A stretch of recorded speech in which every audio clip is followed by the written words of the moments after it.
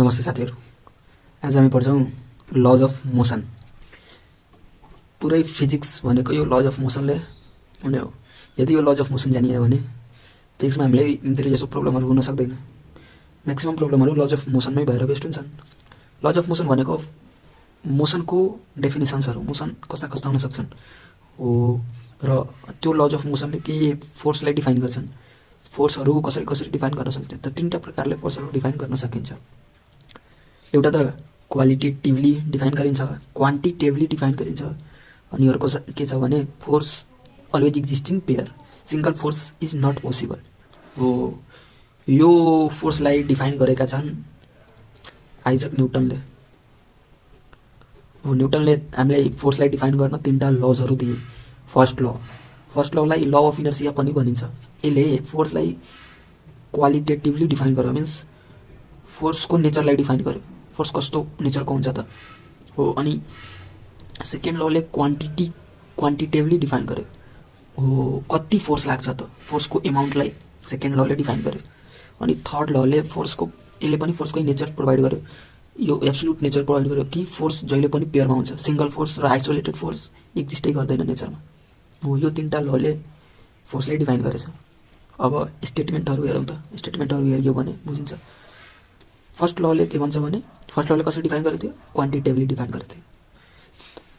First लको statement के छ भने, everybody in the universe continue is state in straight line unless in external force is applied. यदि बाहिरबाट यदि कुनै अब्जेक्ट मोसनमा छ हो, मोसनमा भएको अब्जेक्टमाथि यदि बाहिरबाट कुनै फोर्स लागेन भने त्यो जुन स्टेटमा हुन्छ त्यही स्टेटमा कन्टिन्यू गर्छ। जस्तै यदि कुनै बस मुभ गरिएको छ भने, त्यो यदि कुनै मान्छे अथवा बस मुभ गरिएको छ भने बाहिरबाट कुनै फोर्स लागेन भने मुभ गरिरहन्छ। तर अनि त्यस्तै गरी कुनै अब्जेक्ट यहाँ बडी छ, बुक छ, बुक टेबलमाथि छ, बाहिरबाट कुनै फोर्स लागेन भने यो रेस्टमा रहन्छ हो। यसरी डिफाइन गर्यो फर्स्ट लले। अब्जेक्ट जुन स्टेटमा आउँछ नि, मोसनमा भए मोसनमै रहन खोज्छ, रेस्टमा भए रेस्टमै रहन खोज्छ, यदि बाहिरबाट कुनै फोर्स लागेन भने हो। यसले के भन्यो त, अब्जेक्टको नेचर मिन्स त्यो मोसनमा छ भने मोसनैमा रहन खोज्छ। जुनसुकै बडी युनिभर्समा मोसनमा छ भने मोसनमा रहन खोज्छ, रेस्टमा छ भने रेस्टैमा रहन खोज्छ, यदि बाहिरबाट कुनै फोर्स अप्लाई गरिएन भने। यदि यसमा फोर्स अप्लाई गरियो भने यो त मोसनमा जान्छ हो, स्टेट चेन्ज भयो भने। अनि यहाँ मोसनमा छ, यसलाई फोर्स लगाएर यताबाट रोकियो भने यो त रेस्टमा जान्छ हो। यसलाई फर्स्ट ल भनिन्छ। यसलाई इनर्सिया, हामीले इनर्सिया पनि पढ्यो होला क्लास 10मा। इनर्सियाले के गर्छ, inertia means inability to change the state of body, means मोसनमा छ भने रेस्टमा हुन र रेस्टमा छ भने मोसनमा हुन नआउने जुन एबिलिटी हुन्छ नि अब्जेक्टको, त्यसलाई इनर्सिया भनिन्छ हो। त्यही इनर्सिया भनेकै फर्स्ट ल हो। हामीले 10 क्लासमा पढेको दुई प्रकारको inertia. Inertia of rest, body wants to be in rest, अनि inertia of motion, the body wants to be in motion. अब यसका इक्जाम्पलबाट बुझिन्छ। पेसेन्जर्सहरू ब्याकवार्ड फिल गरिन्छ जब बस मुभ गर्छ, त स्टार्ट हुन्छ मुभ गर्नु। सुरुमा त बस रेस्टमा थियो, पेसेन्जरहरू पनि रेस्टमा बसेको थियो। यदि बस सडनली मुभ स्टार्ट गरियो भने त्यो पेसेन्जर्सहरू त रेस्टमा बस्न खोज्छ due to inertia of rest हो। त्यो रेस्टको कारण त्यो रेस्टमा बस्न खोज्छ अनि बस अगाडि जान्छ। सो बस अगाडि गएको कारण यसले ब्याकवार्ड फिल गर्छ, त्यही भएर। अनि त्यसकै इनर्सिया अफ मोसन भन्दाखेरि, अब चलिरहेको बसले स्टप गरियो भने पेसेन्जरहरू फरवर्ड फल हुन्छन्। किन त पेसेन्जरहरू पनि रेस्टमै मोसनमै हुन्छन्, बस सँगसँगै मोसनमा हुन्छ। यदि बस स्टप भयो भने यो पनि स्टप हुन खोज्छ, स्टप हुनको लागि स्टप भयो भने यसले फरवर्ड फिल गर्छ। त्यही भएर inertia of motion, law of इनर्सियालाई फर्स्ट ल भनिन्छ। ठिक छ। अब पढौँ सेकेन्ड ल। सेकेन्ड लले के भन्यो भने, सेकेन्ड लले फोर्सलाई डिफाइन गर्यो। फोर्स के हो त वास्तवमा, फोर्स भनेको के हो, the rate in change of momentum is directly proportional to external force. अब बाहिरबाट कुनै फोर्स लायौँ भने त्यसको त मोमेन्टम स्योर चेन्ज हुन्छ, त्यसको भेलोसिटी चेन्ज हुनसक्छ। मास त कन्सटेन्ट रहन्छ, तर भेलोसिटी, मोमेन्टम भनेको के हो, मोमेन्टम भनेको मास इन्टु भेलोसिटी हो। फोर्स लायो भने यसको भेलोसिटीमा चेन्ज आउँछ हो। भेलोसिटीमा चेन्ज आउनुको कारण यसमा मोमेन्टम चेन्ज हुन्छ हो। त्यो मोमेन्टम जुन रेटले चेन्ज हुन्छ त्यसलाई नै फोर्स भनिन्छ। The rate of change in momentum is directly proportional to force. Proportionally constant हटाउन के लाउँछ, के को भ्यालु 1 हुन्छ। So F equal to change in momentum, rate of change in momentum is called force. कुनै पनि बडीको मोसनलाई चेन्ज गर्नु छ भने त्यसमा फोर्स लगाउनु पर्यो हो। अब त्यो फोर्सको कारण त्यो बडीमा कति चेन्ज आयो, त्यो चेन्ज आउने रेट बराबरको फोर्स हुन्छ हो। यसरी अब यहाँबाट हामी popular formula F equal to यहाँ हामी पढिरहेको हुन्छौँ, यसलाई डिराइभ गरौँ। यहाँ दुईवटा कन्डिसन हुनसक्छ। यदि मास त सधैँ कन्जर्भ नै हुन्छ, मास त कन्स्ट्यान्ट नै हुन्छ, हो मास कन्स्ट्यान्ट हुन्छ, तर एउटा केसमा फरक हुनसक्छ। रकेट फ्युलको केसमा फ्युलले आफ्नो मास लस गर्छ अनि रकेटलाई मोसनमा गराउँछ, त्यति बेला फरक हुन्छ। त हामी दुवै केस पढ्छौँ। फर्स्ट केस यदि मास कन्स्ट्यान्ट छ भने हो फोर्स इक्वल टू के पढ्यौँ हामी, force equal to dp by dt. तब फोर्स मोमेन्टमको फर्मुला त हामीलाई थाहा छ, पी इक्वल टू एमबी। तब लगाउँ एमबी डिटी। यदि फर्स्ट कन्डिसन मास कन्स्ट्यान्ट हाल्यो भने मास बाहिर आउँछ, डिबी बाई डिटी।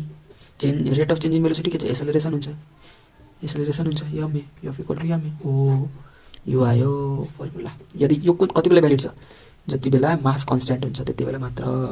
यदि अब रकेट फ्युलको केसमा मास त लस गर्छ, आफ्नो मास लस गरेर फ्युलले मोसन गराउँछ, त्यति बेला मास भेरिएबल हुन्छ। सो हामीलाई सुरुदेखि गर्नुपर्छ F equal to dm v dt. अब मास कन्स्ट्यान्ट छैन, प्रोडक्ट रुल डेरिभेटिभको लगाउँ, m dv by dt plus v dm by dt equal to force हो। त्यति बेला यो लाउँछौँ। यसले सिम्प्लिफाई गर्ने हो भने एफ इक्वल टू यो एमए भयो प्लस बी डिएम डिटी। अब क्वेसन सोल्भ गर्दाखेरि हामीले दिएको हुन्छ कति रेटले फ्युलको मास लस भइरहेछ अनि भेलोसिटी पनि दिएको हुन्छ, एक्सेलरेसन पनि दिएको हुन्छ। फोर्स लाउनु निकालिहाल्छौँ, हो त्यो न्युमेरिकल प्रब्लम। यदि मास कन्स्ट्यान्ट छ भने यो फर्मुला लाउँछौँ सिमिलर हो। यदि मास कन्स्ट्यान्ट छैन, त्यो रकेट फ्युलको केसमा हामी यो फर्मुला लाउँछौँ। यो भयो सेकेन्ड ल। अब थर्ड ल के भन्छ भने, third law to every action there is equal and opposite reaction हो। अब यो न्युटन्स थर्ड ल एकदम कडा हो के। थर्ड लले के भन्छ भने यदि हामी कुनै फोर्स यता लगाउँछौँ भने नि त्यसले पनि इक्वल फोर्स हामीले दिन्छ रिएक्सन फोर्स, तर अपोजिट डाइरेक्सनमा। सो यसको बेस्ट इक्जाम्पल भनेको जस्तै हामी रिभरमा छौँ, रिभरमा हामी त्यो स्विम गर्दाखेरि पानीलाई पछाडितिर फाल्छौँ, पछाडितिर पुस गर्छौँ हो। यो पुस गर्दाखेरि यसले एउटा फोर्स क्रिएट गर्छ। जति फोर्सले हामी यसलाई पुस गर्छौँ त्यति फोर्सले हामी अगाडिपट्टि जान्छौँ। किन हुन्छ त हो, यो न्युटन्स थर्ड ल यो भयो। अब यो त भयो। अनि थर्ड ल त सिम्पल छ, रिएक्सन फोर्स र एक्सन फोर्स। जस्तै एउटा यो मास छ एमजी, यो एम छ, यसको फोर्स एमजी तल लाग्छ हो, त्यति बराबरको फोर्स यसले नर्मल रिएक्सन दिन्छ माथिपट्टि। अब अर्को इक्जाम्पल पनि लिन सक्छौँ, बुलेटलाई फायर गर्दा पछाडिपट्टि पनि रिकोइल हुन्छ, त्यो पनि इक्जाम्पल थर्ड लको थुप्रै इक्जाम्पल्सहरू छन्। अब यो भयो। अनि एउटा कुरा के भनिन्छ नि, सेकेन्ड ललाई, न्युटनको सेकेन्ड ललाई युनिभर्सल ल पनि भनिन्छ। युनिभर्सल ल पनि भनिन्छ न्युटनको सेकेन्ड ललाई। किन भनिन्छ भने नि के थियो हामीसँग second law, F equal to dp by dt थियो हो। यहाँबाट हामी फर्स्ट ल र थर्ड ल दुवै निकाल्न सक्छौँ। फर्स्ट ल र थर्ड ल दुवै निकाल्न सक्छौँ। फर्स्ट लले के भनेको थियो, जुन मोसनमा छ, जुन स्टेटमा छ त्यही स्टेटमा रहन खोज्छ।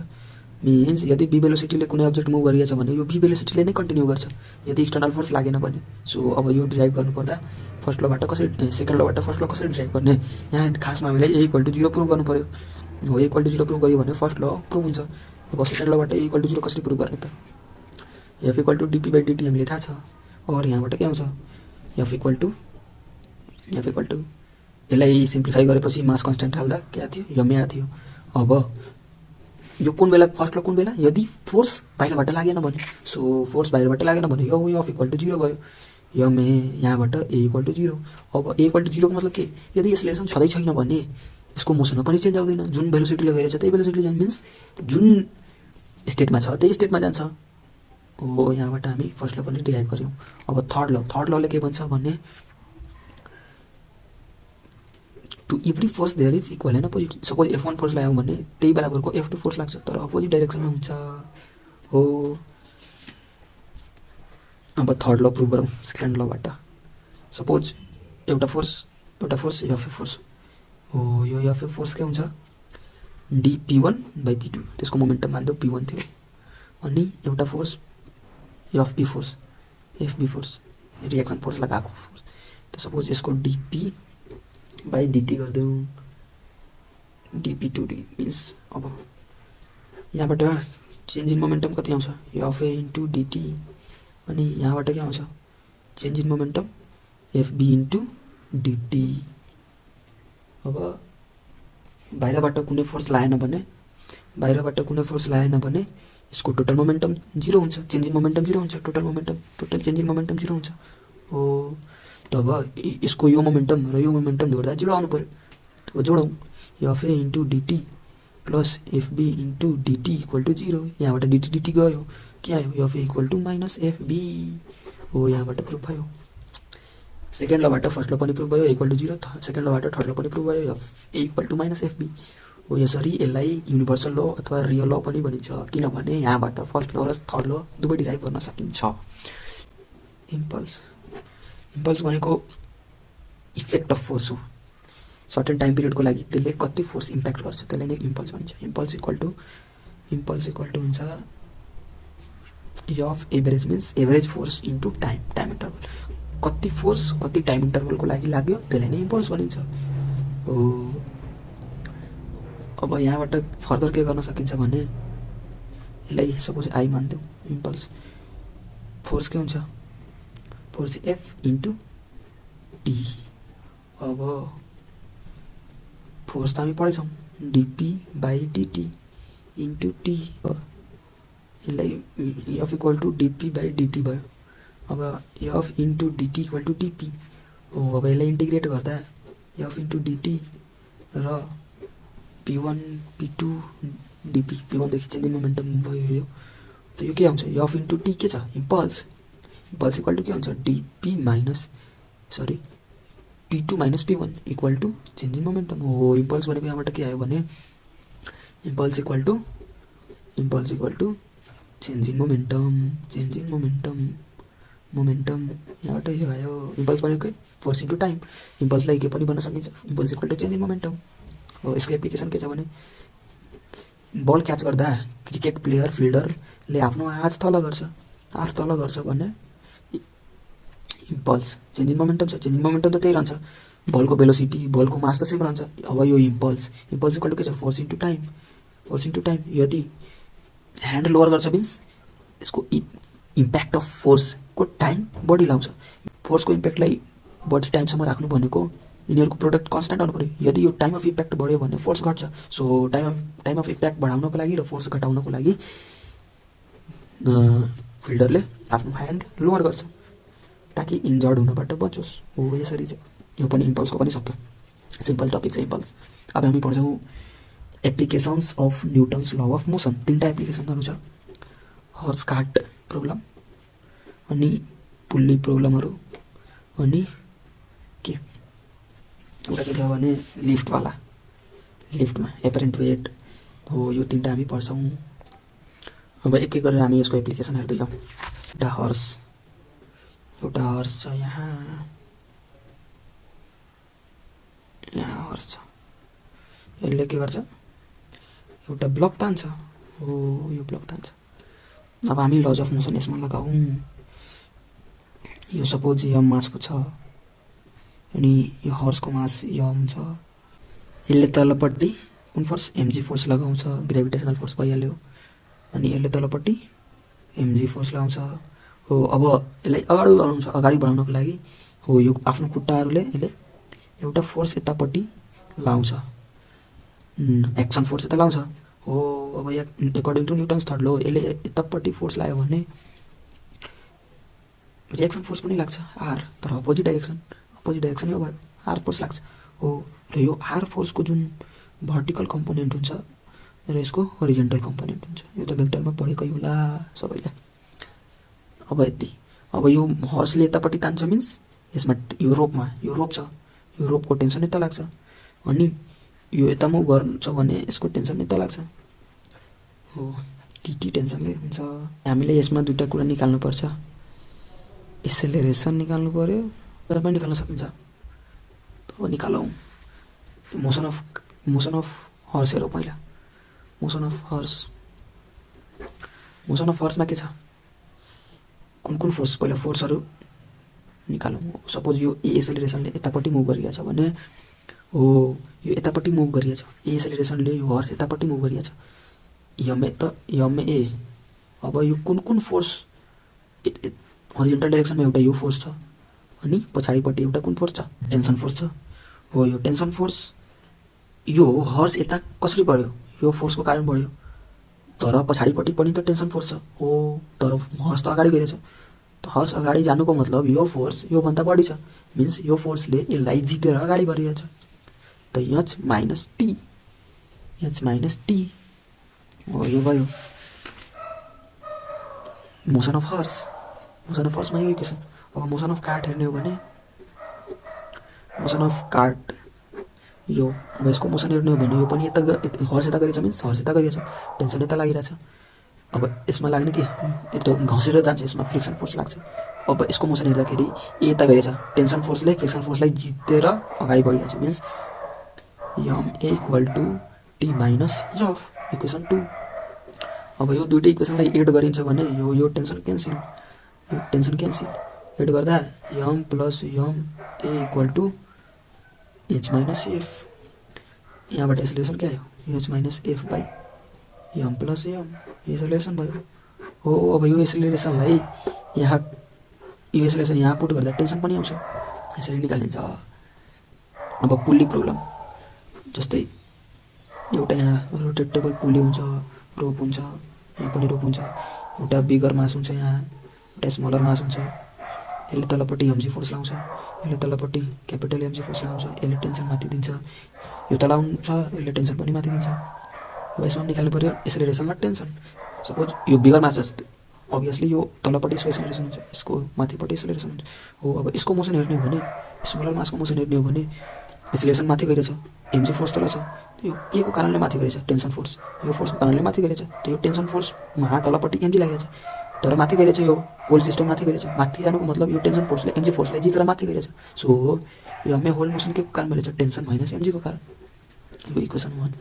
अब यसको मोसन हेर्नु भने यो एसेलेरेसन तल लागिरहेछ, यो एमजी र माथि टी तल आउँछ भने यो एमजी फोर्सले यो टीलाई जित्छ, त्यही भएर ma equal to mg minus T, equation 2।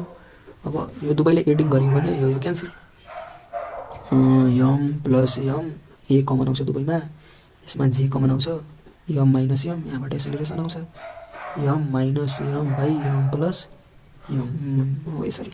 अब यो एसेलेरेसनलाई यहाँ पुट गर्दा टी पनि आइहाल्छ, सिम्पल, यसरी गरिन्छ। अब एउटा लास्ट छ लिफ्टवाला, एउटा रेस्टमा भएको लिफ्ट छ भने यदि यसमा एउटा मान्छे छ र त्यो एउटा वेजिङ मसिनमा छ, यसले तलपट्टि फोर्स एमजी लाउँछ, अनि यो लिफ्ट अहिले रेस्टमा छ, त यति बराबरकै आर माथि लगाउँछ, यसमा के हुन्छ, एसेलेरेसन यहाँ 0 छ, मिन्स मोसनै छैन। त मोसन छैन भने ma equal to suppose R minus mg अथवा एमजी माइनस एक्स गर्दा पनि यो त 0 आर माइनस एमजी बराबर आर इक्वल टु एम हो। यो वेजिङ मसिनले मान्छेको रियल वेट मेजर गर्छ यदि लिफ्ट रेस्टमा छ भने। अब यदि लिफ्ट युनिफर्म मोसनमा छ, अब यो एसेलेरेसन युनिफर्म मोसनमा एसेलेरेसन 0 हुन्छ, त सेम त्यही condition MA equal to R minus MG, acceleration छैन, यो 0 भयो, आर इक्वल टु एमजी हो। त एक्चुअली यो जुन वेजिङ मसिन छ यसले के मेजर गर्छ, मान्छेको वेट। त्यो मान्छेको वेट मेजर गर्नुको साथ यसले नर्मल रिएक्सन मेजर गर्छ, जति फोर्स यो तल लाउँछ त्यति फोर्स माथि लाउँछ हो। त्यो नर्मल रिएक्सनलाई यो वेजिङ मसिनले मेजर गर्छ। अब अर्को केस हेरौँ, यदि लिफ्ट माथिपट्टि एसेलेरेट भयो भने, माथिपट्टि एसेलेरेट भयो भने त m a equal to normal reaction माथि लाग्छ, एमजी तल लाग्छ, माथिपट्टि एसेलेरेट भयो, यो आरले एमजीले जितिरहेछ, so m a equal to R minus mg. यहाँबाट एसेलेरेसन छ, यसमा एसेलेरेसन छ, हामीले यसले कति वेट मेजर गर्छ, त यो m a plus mg equal to R. वेजिङ मसिनले त मेजर गर्ने आर हो, नर्मल रिएक्सन, त नर्मल रिएक्सन यो एक्चुअल वेट हो, एक्चुअल वेटमा एम ए प्लस भइरहेछ, यसले एक्चुअल वेटभन्दा बढी मेजर गर्छ यदि लिफ्ट माथितिर मुभ गरिरहेछ भने। अब त्यस्तै एसेलेरेसन इक्वल टु जी छ भने मिन्स फ्री फल, एसेलेरेसन इक्वल टु जी कुन कन्डिसनमा हुन्छ, फ्री फलमा हामीले वेटलेस परेकै थियौँ, त अब लगाउँदा यो condition m a equal to R माथिपट्टि लाग्छ, एमजी तल लाग्छ, R equal to R minus MG.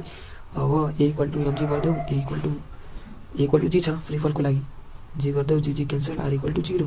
Are equal to 0 को मिनिङ के, यसले वेजिङ मसिनले 0 रिडिङ गर्छ। 0 रिडिङ गर्नुको मतलब के, यसको वेट 0 हो। त हामीले कतै न कतै पढेको होला हौ, यदि फ्री फल छ भने त्यो बडीको वेट 0 हुन्छ। त यहाँ सेम कन्डिसन आयो, आर इक्वल टु 0, वेट 0 आयो। अब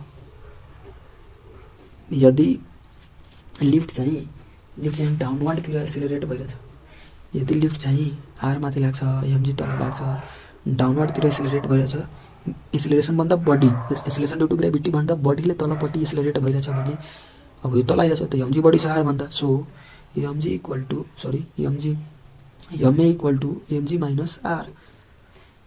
अब यो रिएक्सन फोर्स के हुन्छ, R equal to mg minus MA.